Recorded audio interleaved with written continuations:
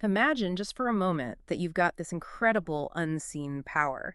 It's something quietly working away every single second, shaping your thoughts, nudging your decisions, even while crafting the reality you experience day to day. Now, this isn't science fiction. It's the power of your subconscious mind. Ancient sages actually had a name for it, chit. They saw it as this really profound force, a hidden wellspring of just infinite possibilities, the kind that can turn your deepest dreams into, well, actual reality. So today we're doing a deep dive into this hidden power.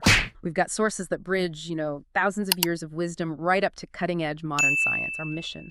To really unpack how your subconscious mind works, trace its ancient roots, and this is the important part, give you practical ways to awaken and direct it. Think of this as maybe a shortcut to understanding a truth that's echoed through time and is now being, well, undeniably validated by research today. Yeah, what's truly fascinating here is how ancient wisdom, thousands of years ago, seemed to grasp something.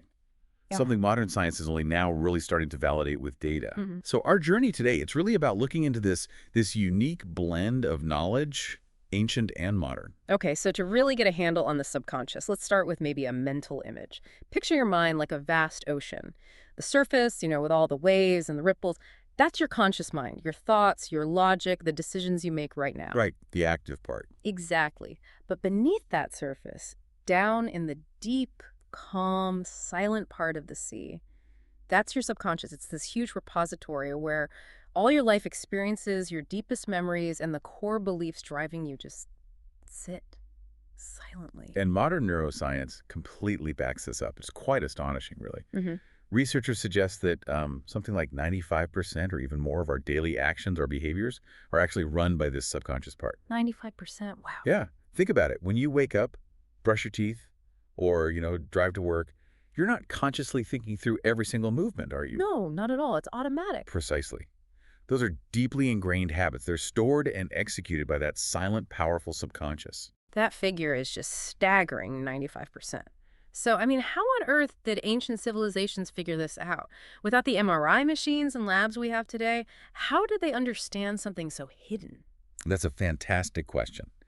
And if you look at ancient India, for example, their understanding of the mind was incredibly sophisticated. Maharishi Patanjali, in his Yoga Sutras, he actually outlined 3 levels. Conscious, subconscious, which he called chit, and then the unconscious. Chit, okay. And chit wasn't just seen as like one part among others. It was the central deep repository of sanskars. Sanskars, right, I've heard that term. What exactly does it mean? Essentially, sanskars are the deep impressions, or you could say mental imprints, left by all our past experiences and actions. Everything we do, feel, think leaves a trace. Okay. And the core insight, the really powerful part, is that these sanskars aren't just passive memories collecting dust. They actively, profoundly influence your current actions, your emotions, even shaping what you perceive as your destiny. Wow. Imagine understanding that the control it implies you could potentially have. That idea of sanskars, these deep imprints, it really clicks. It makes so much sense. It reminds me of this really compelling story from the Upanishads. A disciple asks his guru, what is it that really controls my reality? And the guru's answer was so simple yet powerful. He just said, that which is hidden behind your thoughts, your chit. Exactly. And the guru often used a powerful analogy for this, the seed analogy. Yeah. He explained that your subconscious mind, your chit, it's like incredibly fertile ground. Fertile ground, okay. If you plant positive thoughts like seeds of intention, health, success, peace, it will cultivate this amazing tree of prosperity and peace in your life. But, and this is the crucial part, if you consistently sow negative or fearful thoughts, those seeds, that same fertile ground will grow a dense, tangled jungle of fear and sorrow. So it just grows whatever you plant. Pretty much. Which then leads to the practical question, right? How do they deal with the negative stuff already there?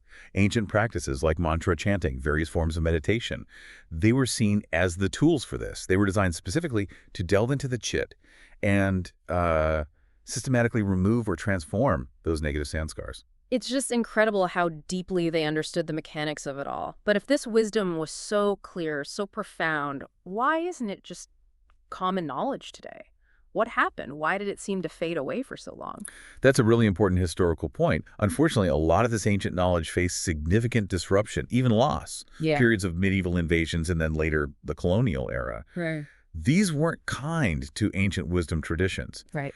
Western scientists, particularly during the colonial period, often dismissed these insights. They labeled them as, superstition, myth, Mm. not real science. The power of the subconscious was largely rejected. So, okay, it was dismissed, lost to some extent, but it obviously didn't disappear completely. How did it make a comeback? Because here's where it gets really interesting for us now, isn't it? This idea didn't stay buried. Absolutely not. It had a remarkable resurgence, especially in the 20th century. You have key figures emerging, like Sigmund Freud. He really revitalized the concept in the West. He explicitly stated that over 90% of our behavior is subconsciously driven. Right, right. Huge influence. And then you have people like Joseph Murphy. His book, The Power of Your Subconscious Mind, became incredibly popular. It really brought the idea to the masses, this notion that your hidden mind can genuinely help turn your dreams into reality. And science caught up too. Yes, and that's the exciting part now. Contemporary neuroscience isn't just agreeing with these old ideas in principle. It's actually proving that techniques rooted in ancient practices like meditation, like visualization, can literally change the physical structure and function of our brains. Neuroplasticity, they call it. And it's not just Indian philosophy. Buddhist philosophy has a very similar concept, alayavijnana. Alayavijnana. Yeah, often translated as the storehouse consciousness.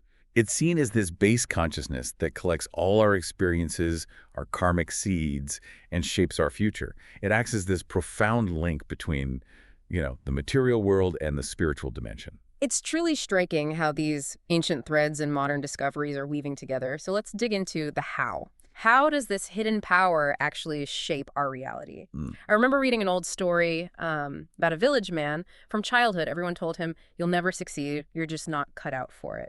And his subconscious, like that fertile ground we talked about, just accepted it, took it in as truth. And predictably, throughout his life, he kept missing opportunities, almost sabotaging himself without realizing it. Right. Then a wise sage came along and taught him how to consciously reprogram his subconscious, how to deliberately plant positive thoughts, positive seeds, and slowly, over time, his entire reality shifted. He became prosperous. That story perfectly illustrates a modern scientific concept, the reticular activating system, or RAS. The RAS. Okay, what's that? The RAS is essentially your brain's filter. Think of it like a gatekeeper or maybe a personal Google search bar running constantly in the background. It takes instructions from your subconscious, your core beliefs, your focus, and then it literally filters your perception of reality to show you things that align with those instructions. Okay, give me an example. The classic one is the red car example. You decide you want to buy a red car, right? Suddenly you start seeing red cars absolutely everywhere. Yeah, that happens. It's not magic. There aren't suddenly more red cars. It's your RAS, primed by your subconscious focus on red car, highlighting them in your awareness. They were always there. You just didn't notice them before. I see. And this is precisely what ancient wisdom understood thousands of years ago with concepts like drishti siddhant, which basically means what your mind believes, your eyes see. Your reality conforms to your inner state. And it's not just about what we notice, but also our emotions, right? The subconscious seems deeply tied to feelings. Oh, absolutely. When you feel intense emotions, fear, anger, joy, they leave powerful imprints, those sanskars, in your subconscious. And once these impressions are lodged deep down, they have this tendency to keep regenerating the same emotions, often unconsciously. So, like, someone who experienced a lot of criticism as a child might constantly feel anxious about judgment as an adult, even if there's no real threat. Exactly. The pattern, the sanskar, keeps playing out. But, and this is the really empowering part, this can be changed. Ancient yogis had practices for what they called sanskar shuddhi, basically, purifying these old negative imprints. You do it through deliberate positive thoughts, using tools like mantras, meditation, consciously overriding the old programming. Okay, so thoughts, emotions, what about the body? Is there a connection there too? A profound one. We see it demonstrated so clearly with the placebo effect. There was a Harvard Medical School study back in, I think, 2019. It found that around 30% of patients actually recovered from their ailments. 30%. Yes, simply because their subconscious mind believed they were receiving real, effective medicine, even when they were given a sugar pill. Incredible. Their belief, held in the subconscious, directly impacted their physical healing. This mirrors the ancient yogic concept of sankalp shakti, the power of intention or resolve. Yogis would cultivate this deep belief in their own health, their immunity, believe in themselves beyond illness. And often, they remained remarkably healthy. Their mind influenced their body. Just keeps getting deeper. And you mentioned earlier this idea that it might even transcend time and space. That's certainly a perspective found in some traditions, yes. If we revisit that Buddhist concept of Alaya the storehouse consciousness, Right. the idea there is that it doesn't just store experiences from this lifetime. It holds the sanskars, the karmic seeds, from across many lifetimes. Wow, past lives. That's the traditional view.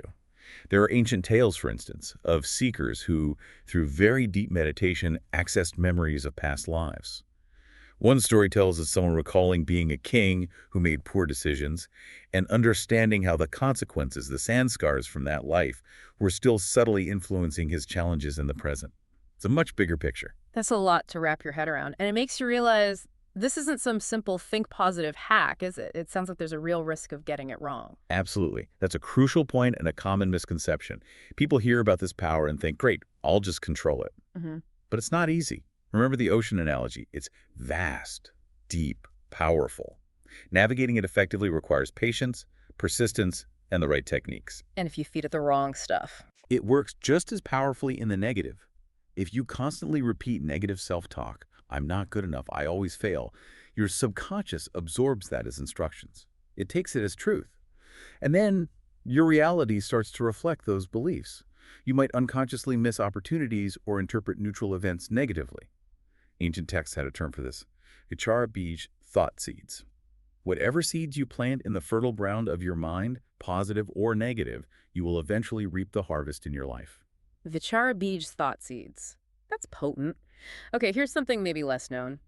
What about dreams? Does the subconscious talk to us through dreams? Definitely. That's considered a primary communication channel.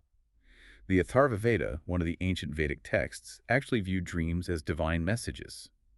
The belief was that when your conscious mind quiets down during sleep, your subconscious becomes more active and can send insights through symbols, stories, feelings in your dreams. And modern psychology sees value there too, right? Freud, for example. Yes, Freud famously saw dreams as the royal road to the unconscious, believing they offer a unique window into our hidden depths, our fears, desires, unresolved conflicts.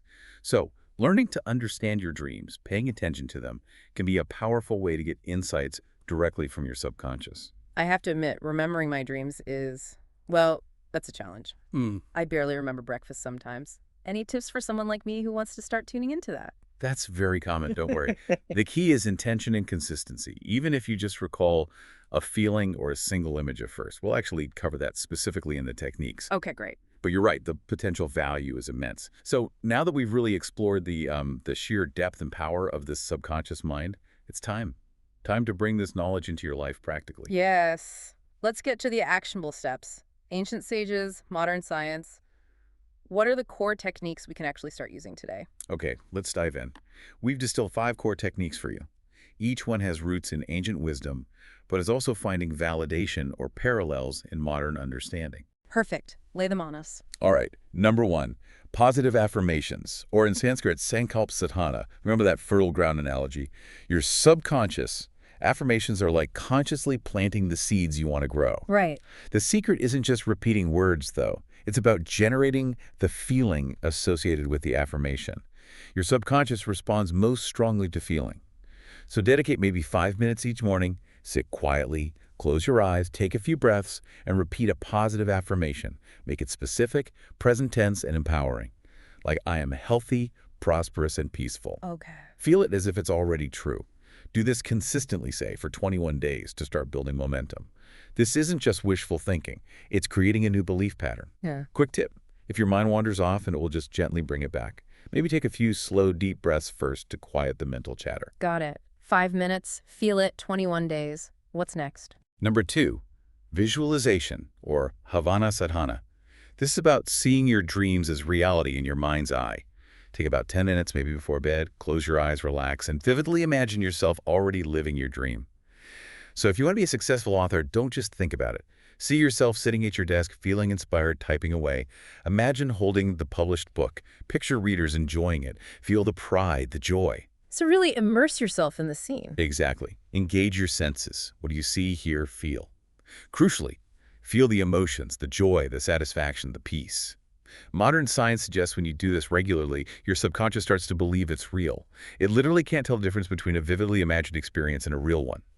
And when your subconscious accepts it as real, your perception, your actions, your reality begins to subtly shift to align with it. The caution here: avoid rushing it. This works slowly, steadily, like carving a new path in stone. Makes sense. Slow and steady. Okay, number 3. Number 3, mantra chanting or mantra jap. Ancient India considered this one of the most direct and powerful ways to purify and focus the subconscious. Spend maybe 15 minutes daily chanting a simple mantra. It could be something traditional like Om Namah Shivaya, or even a simple sound like Om. The key is to focus intently on the sound and its vibration. Let it fill your awareness. Why the sound? The belief is that the specific vibrations of certain mantras resonate deep within the subconscious, helping to dissolve those negative sanskars, those old patterns, and replace them with positive, harmonious energy. If your mind wanders a lot, using an amala, a string of 108 beads, can be really helpful. It gives your fingers something to do and helps you keep count and focus. Mala. Okay. And interestingly, modern research actually shows that chanting and meditation can increase alpha brain waves, which are associated with states of calm, peace, and enhanced creativity. So there's a scientific link there too. Fascinating. Okay, what's number 4? Number 4 is dream journaling. This addresses exactly what you were asking about earlier: host, how to connect with your dream world. It's about starting a conversation with your subconscious. How do you do it? Keep a notebook by your bed. Every morning, immediately upon waking, before you check your phone, before your conscious mind fully boots up, write down anything you remember about your dreams. Don't censor it. What did you see? What did you feel? Were there recurring symbols or themes? Even just fragments or feelings are valuable, Even if it seems weird or makes no sense. especially then. For instance, water in dreams often symbolizes emotions. Seeing recurring animals might point to instincts or specific qualities. Review your journal, maybe once a week. Look for patterns. You might start to uncover hidden fears, unacknowledged desires, maybe even untapped strengths your subconscious is trying to bring to your attention. A word of caution, though. Don't obsess over every detail or get overly fixated on negative dreams. It's about gentle observation and curiosity, not intense psychoanalysis. Gentle observation. Got it. And the last one, number 5. Number 5, gratitude practice, or Kutathagata Sadhana. This is incredibly simple but profoundly effective for shifting your subconscious towards positivity. Before you go to sleep each night, take just 5 minutes. Actively think about and genuinely feel gratitude for 3 specific things that went well that day, or 3 things you appreciate in your life. Just 3 things. Yes, but feel it genuinely. It could be small things: a good cup of coffee, a nice conversation, sunshine. This simple act trains your subconscious to focus on abundance and positivity. The ancient belief is that when you consistently cultivate gratitude, your subconscious starts to operate from a place of enoughness, believing there's no lack of goodness, and it starts drawing more positive experiences towards you. The key here is genuine feeling. Don't just go through the motions like it's a chore. Feel the gratitude. 5 powerful techniques. Yeah. Affirmations, visualization, mantras, dream journaling, gratitude. These sound amazing, but also, like they require real commitment. What are the main hurdles people hit? What should we watch out for? That's an excellent point, and these cautions are really important for success. First and perhaps foremost, patience. Changing deep-seated subconscious patterns takes time. It's not a quick fix or an overnight miracle. Be persistent and gentle with yourself. Okay, patience. What else? Second, and this is vital, avoid negativity in your daily thoughts and words. You can do affirmations for an hour, but if you spend the rest of the day complaining or focusing on lack, you're essentially canceling out your efforts. Your subconscious is always listening. Right, consistency across the board. Exactly. Which leads to the third point, regularity. Consistency is absolutely key. These practices are like exercising a muscle. Doing them sporadically won't build strength. Daily practice, even if short, is far more effective than occasional long sessions. Patience, avoid negativity, be regular. Got it. That makes sense. And I imagine the mind wandering is a big challenge for many people starting out. You mentioned breathing, the mala. Any other tips for when the mind just won't settle? Absolutely. If you find your mind really restless, sometimes turning to sources of inspiration can help reset your focus. Reading passages from profound texts like, say, the Bhagavad Gita or the Upanishads can provide deep wisdom and help calm and center the mind before you begin your practice. They offer that bigger philosophical context. That's a great suggestion. Wow. This deep dive into the subconscious mind, it's really been, well, eye-opening. We've uncovered this immense power hidden within each of us, a power that seems to transcend time and space, connecting ancient wisdom with modern science. It truly feels like we've been talking about the magical key, doesn't it? The key to turning dreams into reality. I think that's a perfect way to put it. This journey has really shown, hasn't it, that whether you look through the lens of ancient sages understanding chit and sanskars, or through the lens of modern scientists studying neuroplasticity in the RAS, Mm-hmm. they're both pointing to the same undeniable, profound capability lying dormant within you. So the final question, really, for you listening is this. Are you ready to awaken this power? Are you ready to consciously start directing your subconscious towards a life filled with more prosperity, more peace, more truth? Maybe just reflect on that. How might you begin to use this incredible power in your own life, maybe starting as soon as today? What's one small seed you could plant?